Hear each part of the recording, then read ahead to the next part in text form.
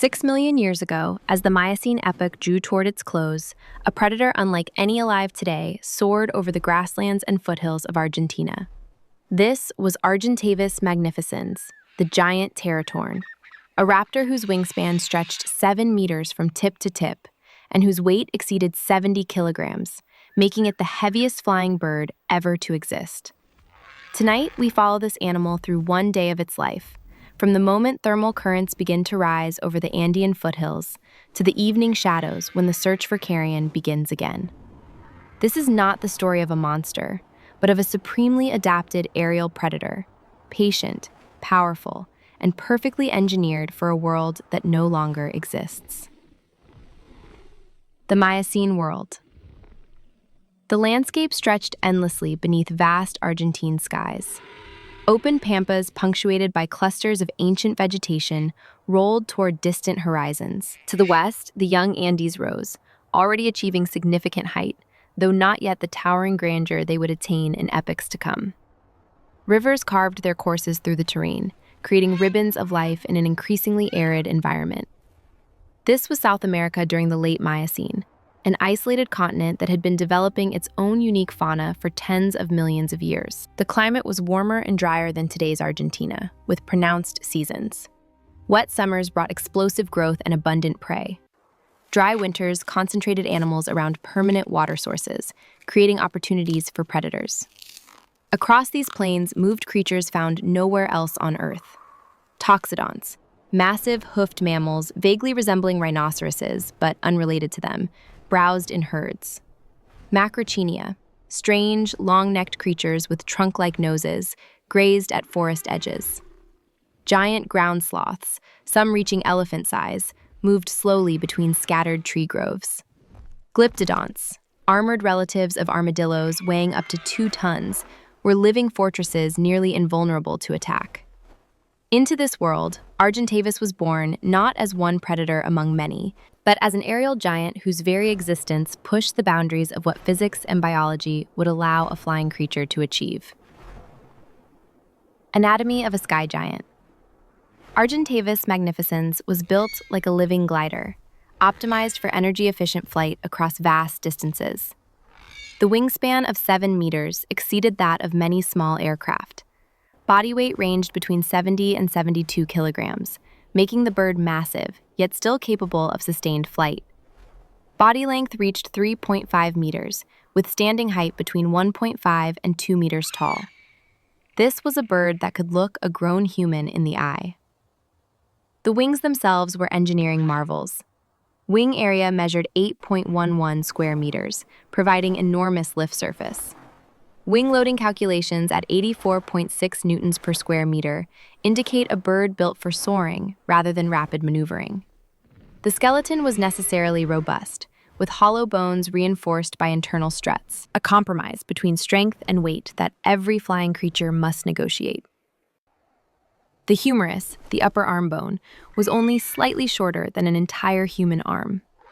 Strong legs and large feet enabled the bird to walk with ease on the ground, suggesting it spent considerable time terrestrial, perhaps waiting at kill sites or resting between flights. The bill was large, rather slender, and equipped with a hooked tip and wide gape. Unlike its saber-toothed contemporary predators, Argentavis possessed cone-shaped spikes lining its beak, tooth-like structures that aided in gripping and killing prey. Skull structure reveals crucial information about feeding behavior. The jaw anatomy suggests Argentavis swallowed most prey whole, rather than tearing off pieces of flesh. This was a predator built for efficiency, grabbing prey, dispatching it quickly, and consuming it entirely to minimize ground time and vulnerability.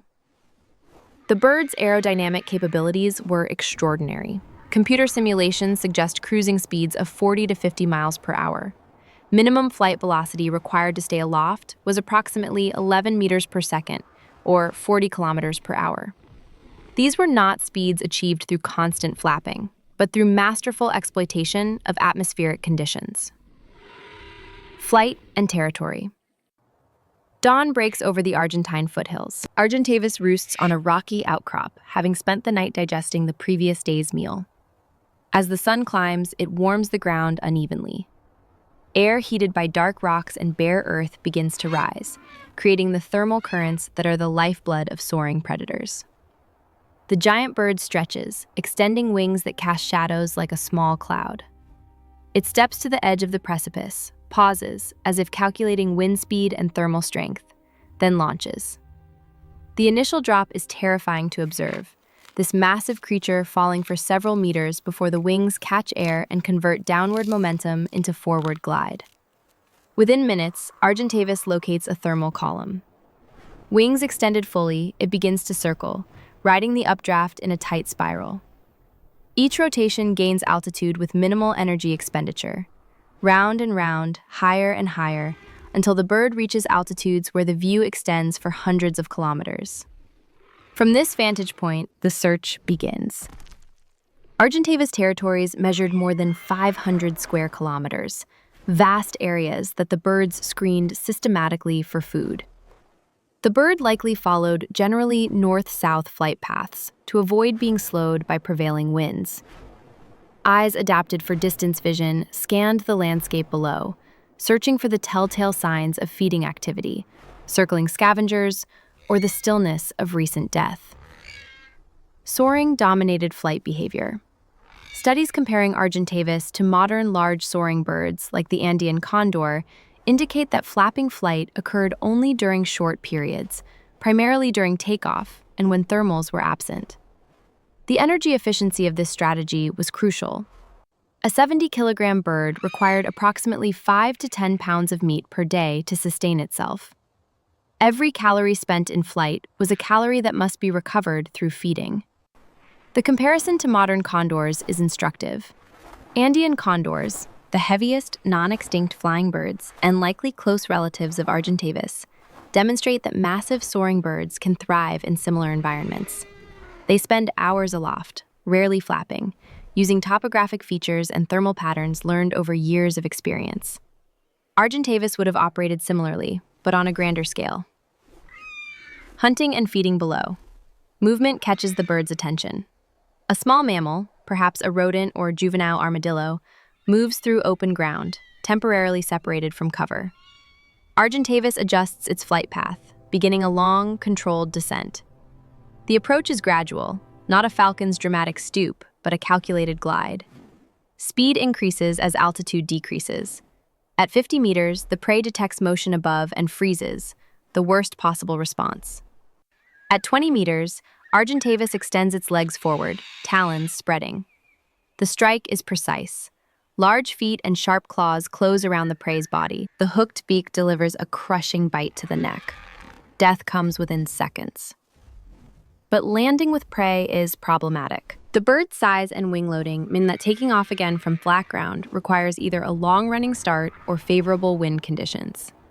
Some researchers suggest Argentavis may have habitually waited on the ground at strategic locations, ambush positions where prey regularly passed, which would eliminate the need for immediate flight. After killing, the feeding process is efficient. The cone-shaped spikes lining the beak grip firmly, preventing escape of struggling prey. The wide gape allows surprisingly large items to be swallowed whole. Smaller prey disappears in seconds. Larger meals require more effort, the bird using its beak to position and manipulate the carcass before swallowing in large chunks.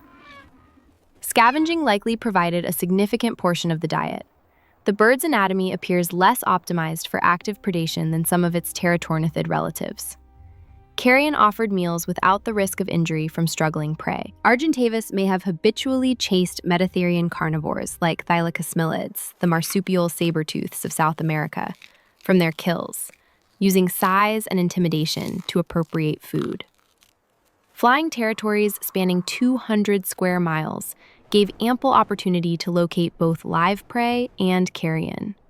From high altitude, a dead animal is visible from many kilometers away, especially when other scavengers gather.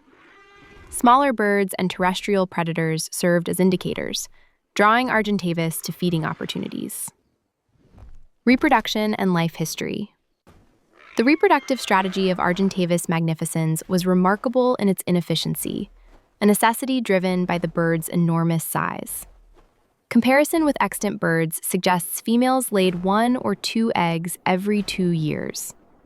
Each egg weighed somewhat over 1 kilogram, smaller than an ostrich egg, despite the parent's much greater body mass. Climate considerations indicate that birds likely incubated over winter, when thermal conditions for flight were less favorable. Mates exchanged duties, one incubating while the other foraged, swapping positions every few days. This extended parental investment reflected the extreme value of each egg. With such low reproductive rates, every chick represented crucial genetic investment. Young remained dependent for approximately 16 months, an extraordinarily long period even for large birds. During this time, parents brought food to the nest site, training juveniles in the complex skills required for survival. Full maturity was not achieved until birds reached about 12 years of age. This extended development period meant that Argentavis lived for many decades, perhaps approaching a century in optimal conditions.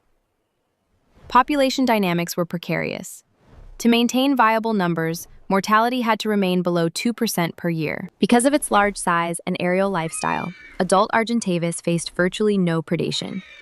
Death came primarily from old age, disease, injury sustained during hunting or feeding conflicts, and environmental catastrophes like extended droughts that depleted prey populations. Competition and coexistence. Argentavis shared its world with other formidable predators. Terrestrial hunters included thylacosmilids, marsupial predators equipped with saber teeth convergently similar to the placental smilodon of North America. These ambush hunters took prey at water sources and in thick vegetation, where Argentavis could not operate effectively. Other teratorns, smaller relatives of Argentavis, occupied different ecological niches.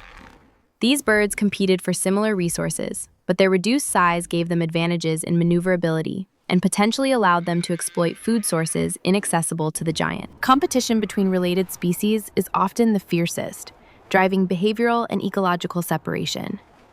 Carrion represented a contested resource. When multiple scavengers converged on a carcass, dominance hierarchies emerged based on size, aggression, and group dynamics. Argentavis, arriving from above with the advantage of early detection, could often secure first access. But once grounded and feeding, the bird became vulnerable to disturbance by pack-hunting terrestrial predators.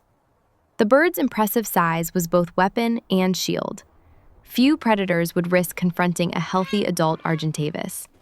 The powerful beak could inflict devastating injuries. The massive wings, spread in threat display, made the bird appear even larger. Juveniles and injured adults faced greater danger, but the extended parental care period reduced vulnerability during the most dangerous early life stages. The changing world. As millennia passed, South America's climate shifted. The warm, dry conditions that favored soaring predators began to fluctuate. Some periods brought increased precipitation, expanding forests at the expense of open grasslands. Other periods intensified aridity, stressing ecosystems and reducing prey diversity. The most significant change came through geology and biogeography. The gradual formation of the Isthmus of Panama created a land bridge between North and South America, ending tens of millions of years of isolation. The Great American Biotic Interchange began, with species flowing in both directions across the new connection. Northern predators, including more modern forms of carnivores, entered South American ecosystems. These invaders brought new hunting strategies, different social structures, and adaptations forged in different evolutionary contexts. Native species faced unprecedented competition. Many South American endemics, particularly specialized predators, began to decline. Climate change accelerated. The transition from Miocene to Pliocene brought cooler temperatures and increased seasonality. The reliable thermal currents that Argentavis depended upon became less predictable. Extended periods of unfavorable weather grounded the giant birds, forcing increased reliance on terrestrial hunting and scavenging, activities for which they were less suited than smaller, more agile competitors. Prey populations shifted. Some species declined or went extinct entirely. Others adapted by changing behavior, becoming more nocturnal or seeking cover more consistently, reducing vulnerability to aerial predators. The megafaunal community that had sustained Argentavis for millions of years was transforming in ways that did not favor a 70-kilogram bird requiring specific environmental conditions to fly. Extinction. The final chapters of the Argentavis story remain incompletely written. Fossils become scarce in younger geological deposits, suggesting population decline well before final extinction. The youngest confirmed remains date to approximately 6 million years ago, though some researchers suggest the lineage may have persisted in reduced numbers for longer. Reproductive rates could not compensate for increased mortality. With only 1 or 2 eggs every 2 years and more than a decade required for maturation, populations lacked resilience against sustained environmental stress. When mortality exceeded 2% annually, inevitable decline followed. Juvenile mortality likely increased first. Young birds lacking the experience to locate food efficiently during difficult periods starved. Adults, unable to replace losses, aged without successors. Territories contracted as populations fragmented.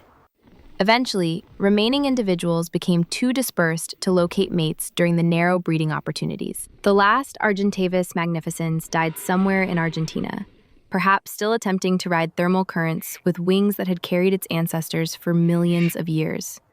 No witness recorded the moment. The extinction left only bones, scattered across paleontological sites in central and northwestern Argentina, where they would wait millions of years for human discovery. Legacy in stone. In 1980, paleontologists Campbell and Tawney described the first specimens, naming the genus Argentavis, Argentina bird. The species name, Magnificens, captured the appropriate sense of awe. Material from 3 locations provided enough data to reconstruct the animal's appearance, anatomy, and, through inference and comparison, aspects of its behavior. The fossils were severely fractured, presenting challenges for interpretation.